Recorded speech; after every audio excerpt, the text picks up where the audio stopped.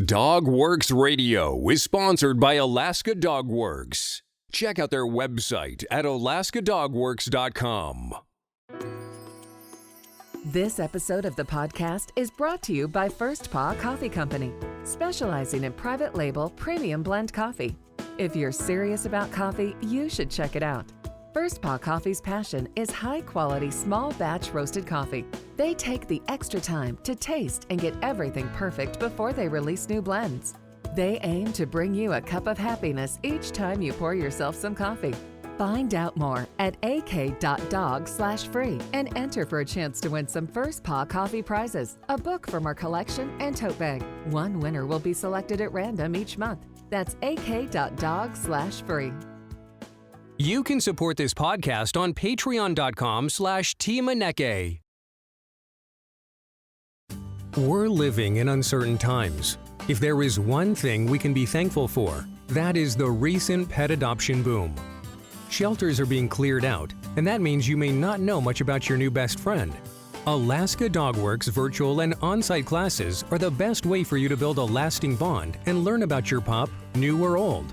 From setting up a proper routine to learning the commands and much more, Alaska Dog Works provides you with the resources to develop your dog into one of the best.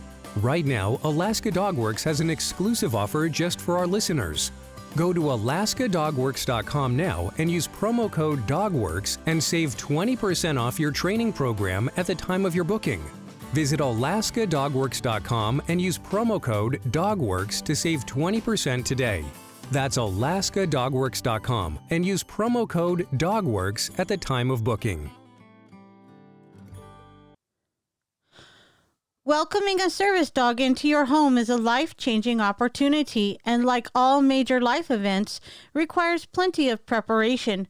You'll need to make some minor but important modifications to make your home accessible for your new companion. Use the following guide to optimize your home inside and out. Will help your service dog easily adapt to his new surroundings and help you navigate your daily tasks with ease. From First Paw Media, sponsored by Alaska Dog Works Professional Canine Training Center in Anchorage, Alaska. This is DogWorks Radio, committed to families and their dogs to build lifelong and fulfilling relationships. Visit our website at dogworksradio.com. Now here are your hosts, Robert and Michele Forto. Hello and welcome to DogWorks Radio. This is Michele Forto and I am the lead trainer at Alaska Dog Works. I have been training service dogs for more than a decade and have placed dogs around the country. People ask me all the time what they need to do to prepare their home for their new service dog. On today's show, we dive deep into what are the best practices. We know you cannot do everything on this list, but even a few modifications to your home will make you and your loved one more independent and the service dog's job more practical. Let's start by talking about the exterior of your home. Even if you don't plan to spend much time outdoors, there will still be some modification you'll need to make to the exterior of your home to ensure it is accessible and safe for your service dog. Driveway and garage. Whether you park in your driveway or garage, the key consideration for these areas is adequate space. Your service dog will assist you into and out of the car. There should be plenty of room for both of you to maneuver and load safely. Your driveway should be at least 12 feet wide to allow for easy access, though you may want even more space if you have large equipment to consider like a chairlift or ramp. This is especially important if you have a raised driveway or its edges are steep. Get a better estimate for your driveway project, then talk to a professional for a customized assessment. If you have two cars, you'll want to consider moving the one you use least to the garage or street. Trim hedges or shrubs lining the driveway so your access is completely unimpeded. An accessible garage is essential. particularly if you live somewhere that inclement weather conditions can make outdoor car loading complicated. If the floor is cement, tile, or another slick material, place a mat outside your usual seat that will allow you better traction while you get in and out of the vehicle. Clutter is the enemy, so maximize the overall space as much as possible with storage, shelving, and toss the things you don't need. Keep the garage regularly swept so that you and your service dog don't track in dirt or debris. Also, take special care to clean up after DIY or home improvement projects. The sidewalks and paths. As with your driveway, you'll want to ensure that any sidewalks on your property will comfortably fit you and your service dog. Those with upright mobility will want pathways between 24 and 48 inches wide to allow you and your companion to walk side by side.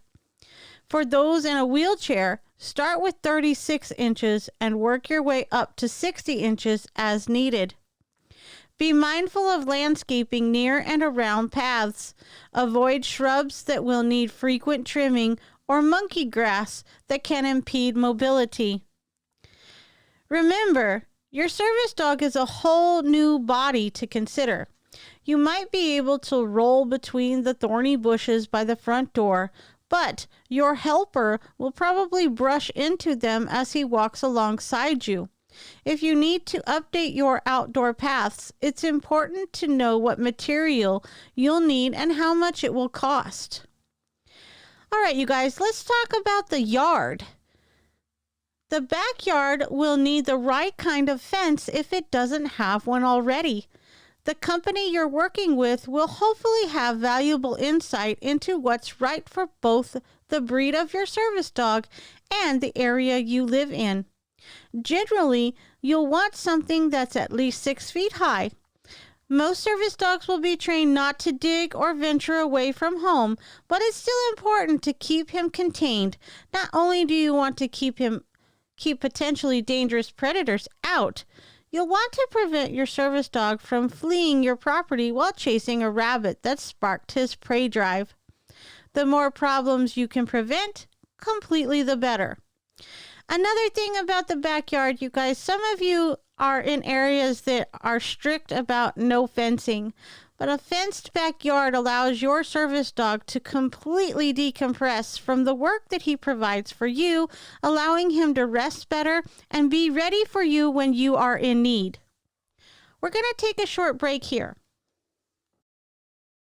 So earlier you learned about First Paw Coffee Company, and now I'm going to tell you about its Tail Wagger Blend. First Paw Coffee Company's Tail Wagger Blend is their first offering, and its name and label were crowdsourced from their Facebook fans. How cool is that? The Tail Wagger Blend is a private label premium blend that was developed just for them. It is a medium roast from Colombian beans with tastes of Brazil nuts, grapefruit, and oak. Be sure to go to ak.dog/free and enter to win a bunch of cool prizes. That's ak.dog/free.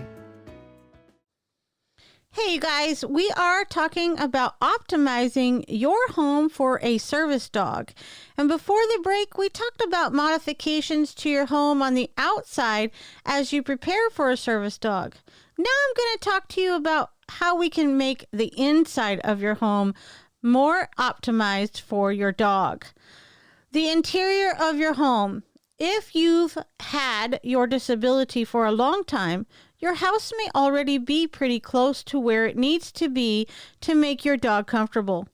If your disability is relatively new and you haven't made modifications already, it may make sense to make changes to your home for both you and your service animal at the same time. It can be tricky and expensive to accommodate both you and your service dog, especially if you're starting from scratch on modifications. Doors and doorways. The standard doorway width for wheelchair access is 32 inches, though it will depend greatly on the age and height of the individual and the kind of chair they use. Keep in mind that for some, keeping the door frames as they are and planning to let your service dog lead the way through the house will be a completely viable option. Establish what makes sense for your situation. Communicate that to your service animal trainer and make any necessary changes. If necessary, you may be able to widen the doorways yourself if you're handy.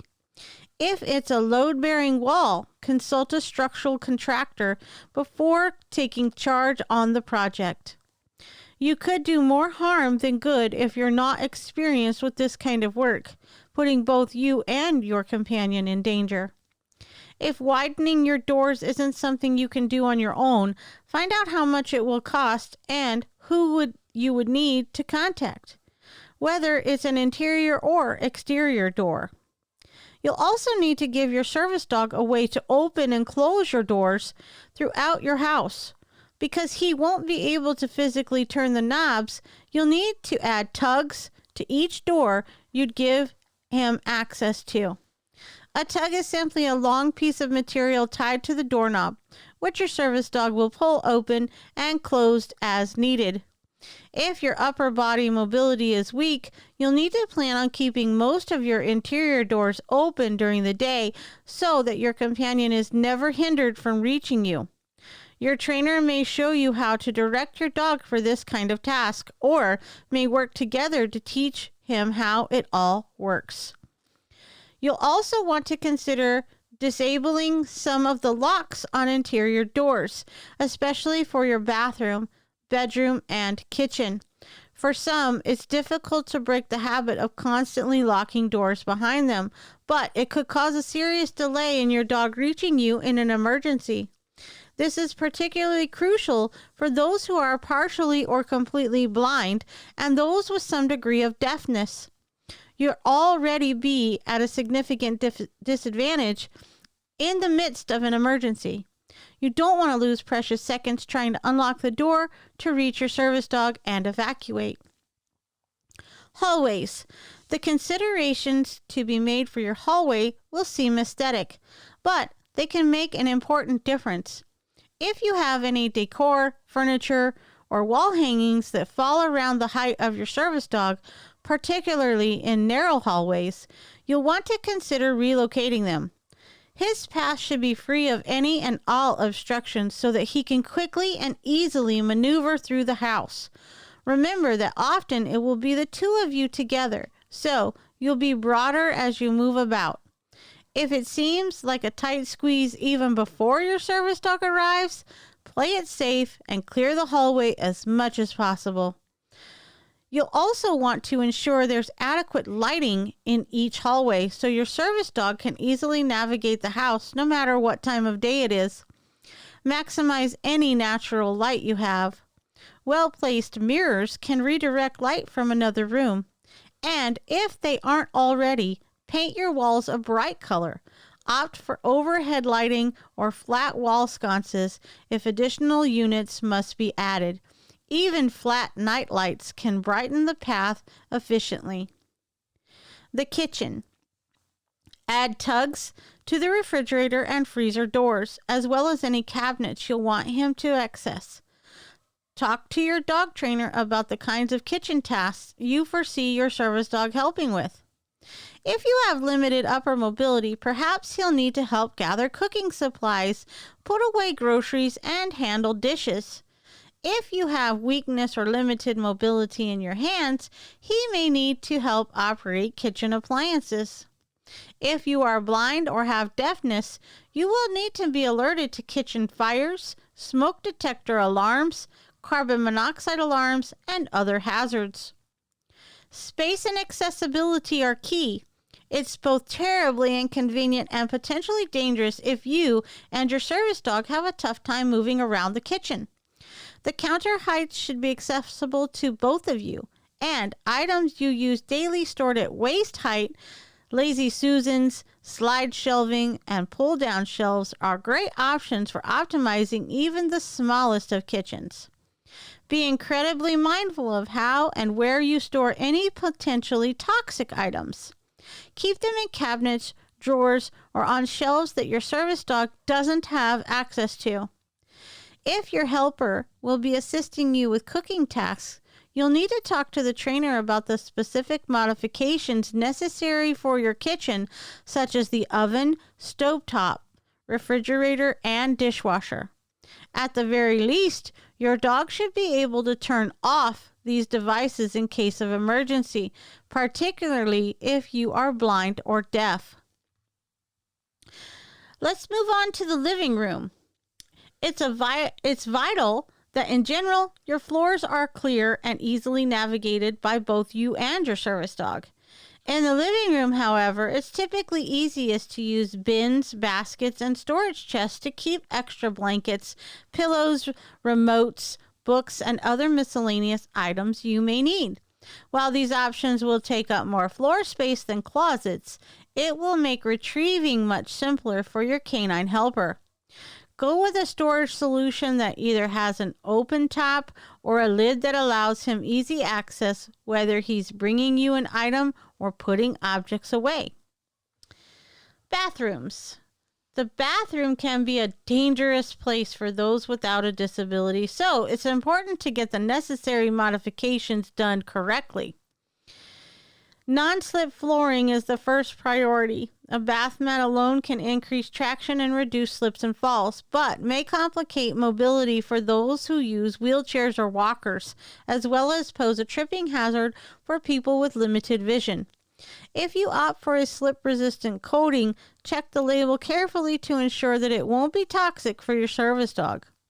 If your dog will help you with transport into and out of the shower, you'll want to install grab bars to act as an additional means of support. Place at least one by the toilet, one outside of the shower or tub, and one within the shower or tub, and make sure each comes equipped with rubber gripping that will be easy to grasp even while your hands are wet. If possible, plan out exactly where your service dog will stand to assist you with each process so that both he and the grab bars are within easy reach for each step. Bathroom storage is another area where you should be strategic.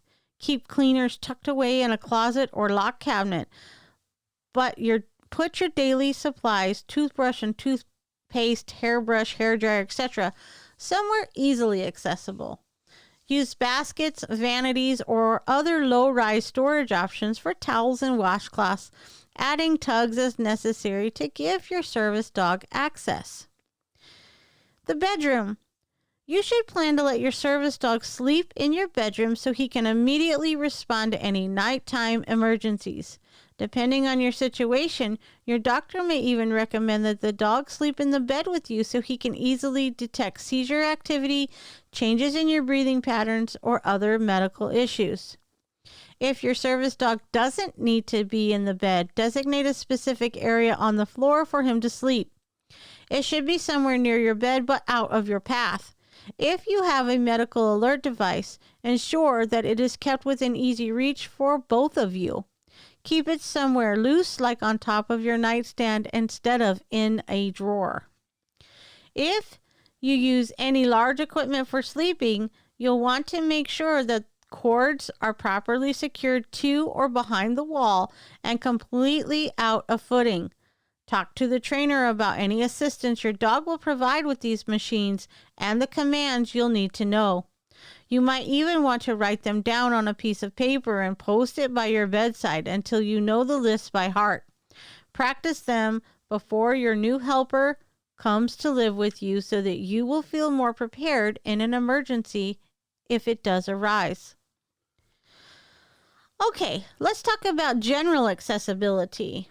Lights. The good news is that although you'll have to consider every light in your home, modifying them to be accessible to your service dog is usually pretty simple.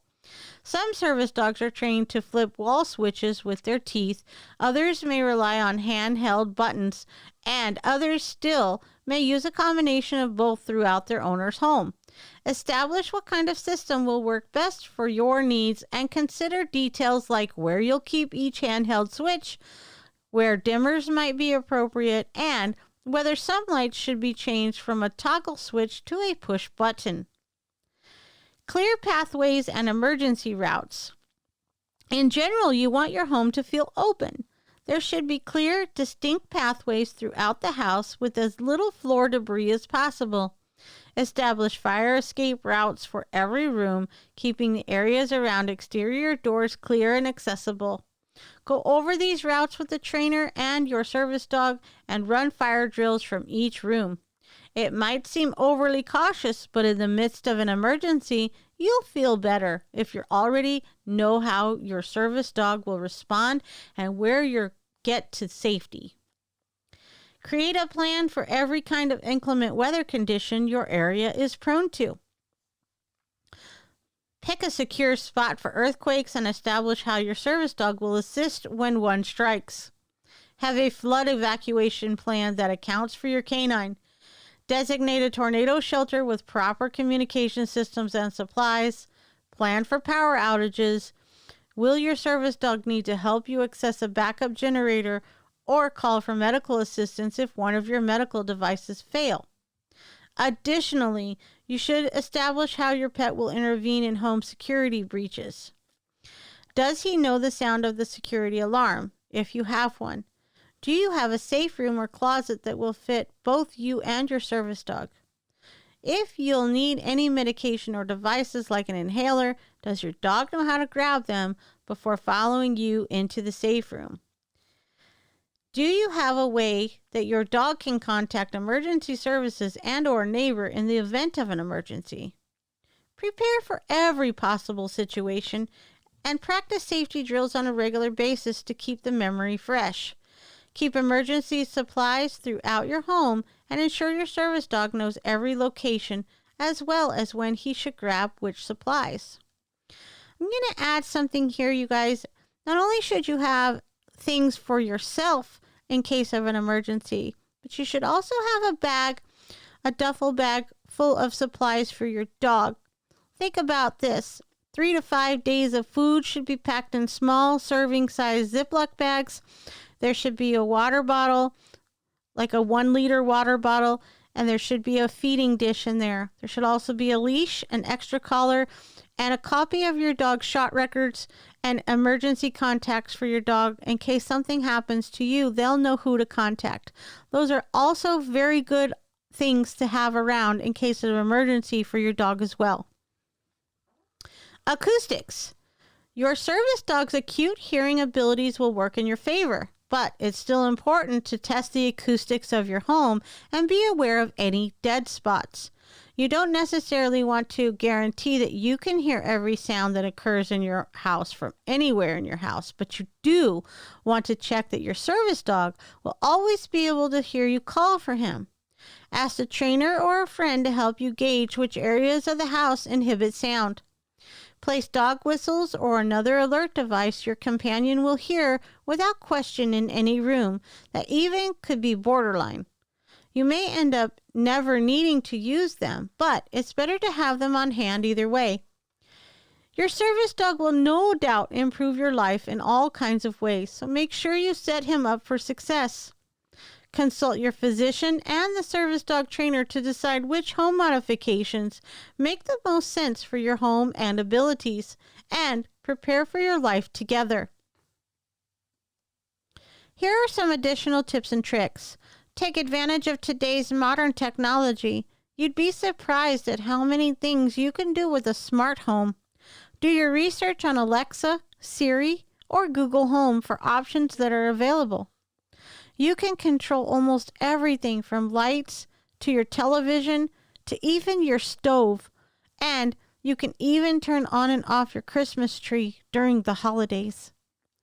If you have a caregiver or other assistant that comes to your home, make sure they are aware of any modifications that you have done to your home for your service dog and explain to them how your service dog fits into your daily routine. Think about your transportation needs. I mentioned earlier about your driveway and garage, but think about how you'll add your service dog into your daily transportation needs and even the additional needs you require while traveling for work or vacation. The vehicle must be able to safely accommodate the dog, and the dog should be able to enter and exit the vehicle without assistance so that the dog can assist you. Finally, one very important thing that must be considered is the additional cost these accommodations will add to the very expensive cost of obtaining a service dog. Realistically, if you did some of these major modifications listed on this podcast, it could add up to tens of thousands of dollars. We hope that this provided you with some information. If you or someone you know has a service dog, please follow us on our social channels. Just search DogWorks Radio.